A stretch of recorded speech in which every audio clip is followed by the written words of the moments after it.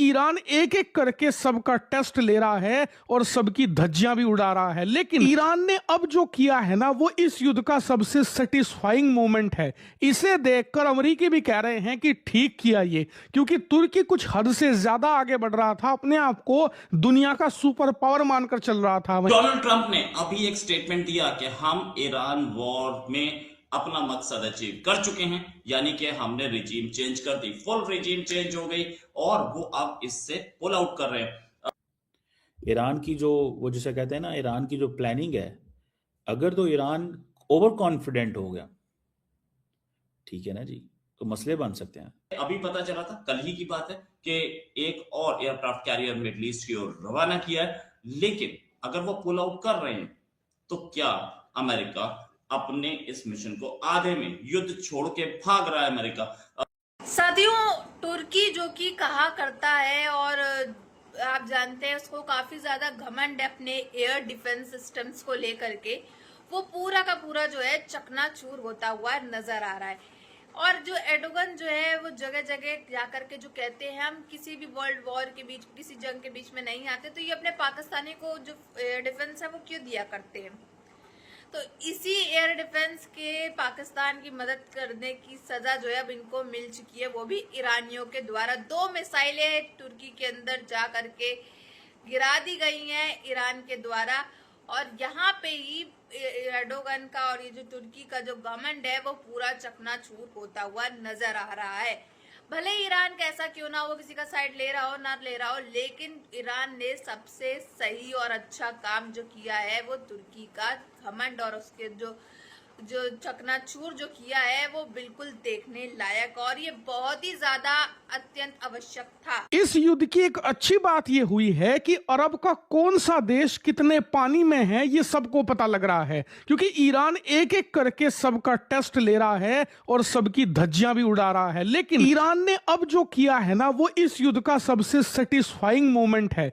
इसे देखकर अमेरिकी भी कह रहे हैं कि ठीक किया ये, क्योंकि तुर्की कुछ हद से ज्यादा आगे बढ़ रहा था, अपने आप को दुनिया का सुपर पावर मानकर चल रहा था। वहीं तुर्की के राष्ट्रपति एर्दोगान तो अपने आप को लिटरली खलीफा घोषित करके बैठे थे, सारी खलीफापनी निकाल कर रख दी ईरान ने। 2 दिन पहले वो ईरान को धमकी देने लगी, क्या कहा कि हमें अरब देश मानने की भूल मत करना जिसके ऊपर ड्रोन और मिसाइल तुम दाग देते हो, हम तुर्की हैं तुर्की, अगर हमारे ऊपर ईरान ने हमले की कोशिश करी तो उसके होश फाख्ता कर दिए जाएंगे। वो समझते हैं कि जो अमेरिकन ये समझते हैं कि हमें किसी न किसी जगह पे और कहीं ना कहीं पे, पता इंडिया जो है वो लेट किए जा रहा था। जितना ज्यादा ट्रम्प बात करता था ना, हम टॉक को कंप्लीट करने जा रहे हैं, टॉक्स को कंप्लीट करने जा रहे हैं, उतना ही इंडिया लेट कर देता था।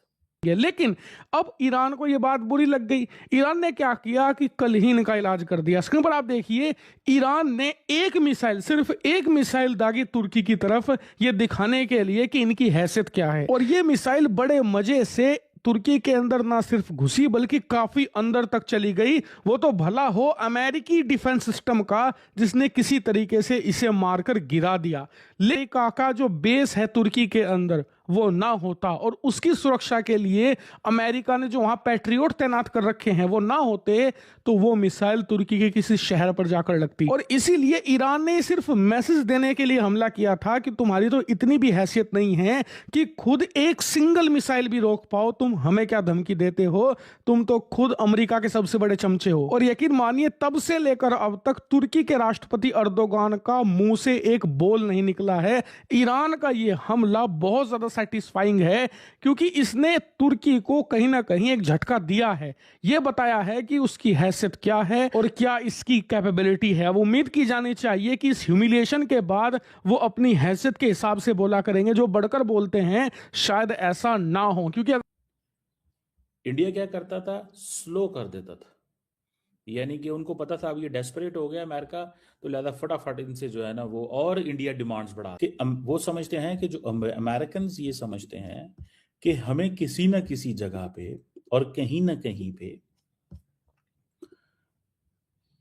टाइट अपनी पोजीशन को कमजोर नहीं करना। और मुझे जाती तौर पे ये लगता है कि अमेरिकन जंग लंबी लड़ना चाहते हैं। ईरान की जो वो जिसे कहते हैं ना, ईरान की जो प्लानिंग है, अगर तो ईरान ओवर कॉन्फिडेंट हो गया, ठीक है ना जी, तो मसले बन सकते हैं, नहीं हो रहे। जहां पर ये प्रोटेस्ट हो रहा है, ऐसा माना जाता है 80 से 90 लाख लोग सड़कों के ऊपर थे सैटरडे संडे को, कि ये युद्ध जो है वो अपने आप में ठीक नहीं है।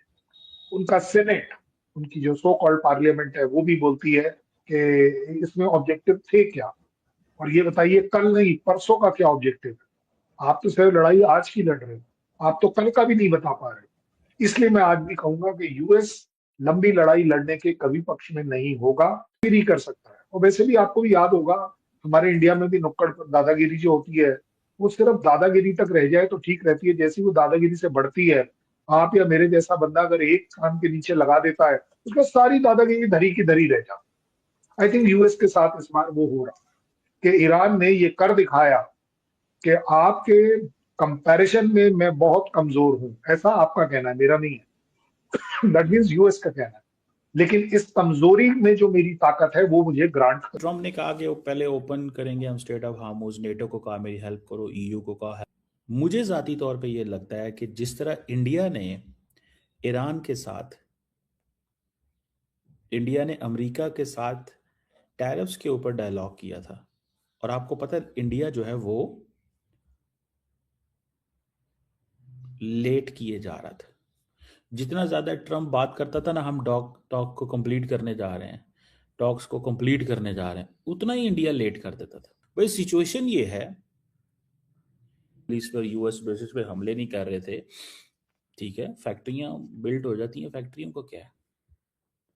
तो ये थोड़ा सा I foresee it as a, ये इसको मैं एक इशू समझता हूं, मैं इसको एक इशू समझता हूं, ठीक है जी। और इस चीज को हमें समझना चाहिए, एक मतलब इसको इस एंगल से देखना चाहिए कि ये कोई वो नहीं है, हमारे सामने है। So don't make a mistake which the interest पे कंप्रोमाइज नहीं करता, इस चीज को भी देखना की जरूरत है।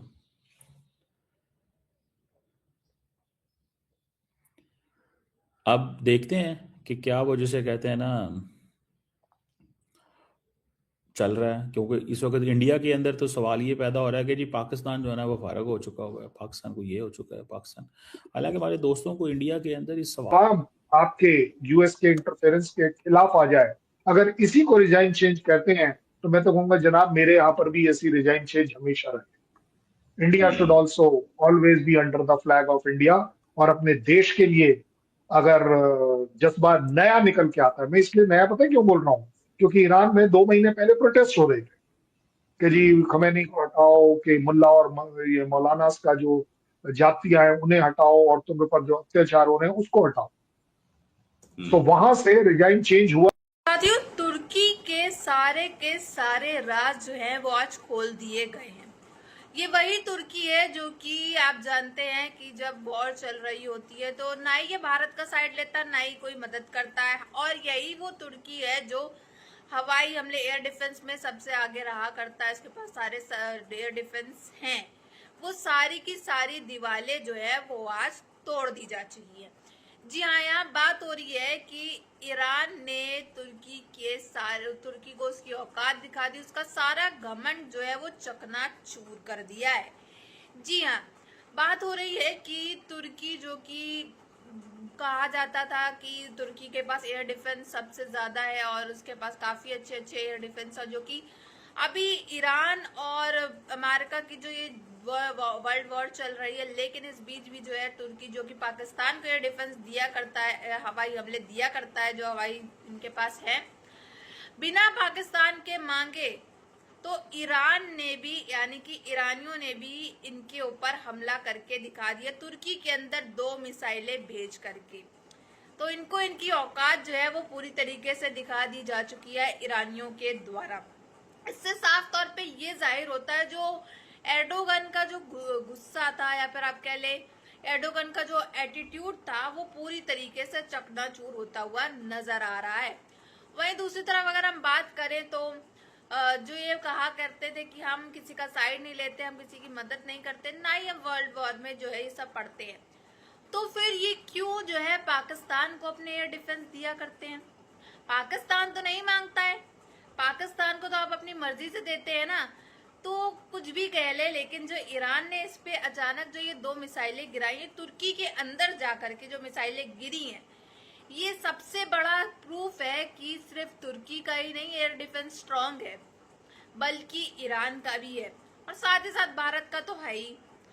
तो ये जो इनका घमंड जो था वो चकनाचूर हो गया है पूरी तरीके से।